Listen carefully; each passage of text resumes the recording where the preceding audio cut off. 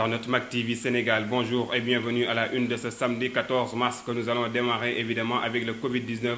Le Sénégal passe de 8 à 19 cas positifs au coronavirus. Les services du ministre de la Santé et de l'Action sociale ont dénombré ce vendredi 11 nouvelles contaminations au coronavirus. Les patients sont tous au contact direct avec le Sénégalais revenu d'Italie. Selon les acteurs de la santé, ils ont été tous internés au centre de santé de Darou Marnane. Une structure dédiée désormais aux malades atteints par le coronavirus. Le Sénégal compte actuellement 19 cas de contamination. Un bilan qui fait que le pays est devenu le 4e pays le plus touché en Afrique. Cependant, les autorités sanitaires invitent les populations au calme et à la sérénité et surtout au respect des mesures d'hygiène afin de limiter la propagation. Nous restons toujours dans la région de Diourbel où la psychose règne en maître.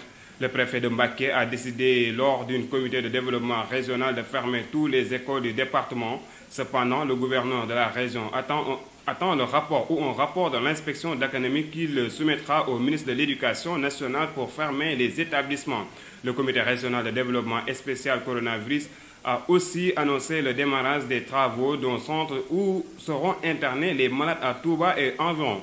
Jusque-là, aucune interdiction de rassemblement a été prise, a-t-il déclaré le ministre de la Santé et de l'Action sociale, Abdoulaye Diouf Sarr.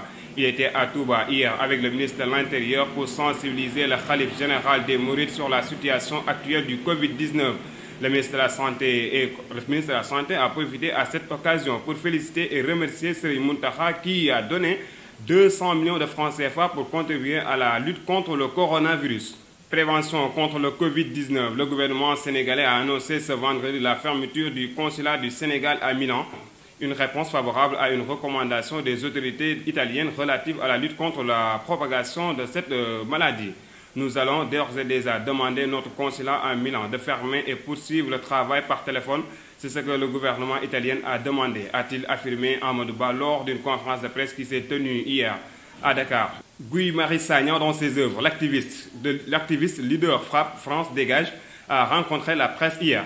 Ce dernier déclare que son combat est loin d'être terminé.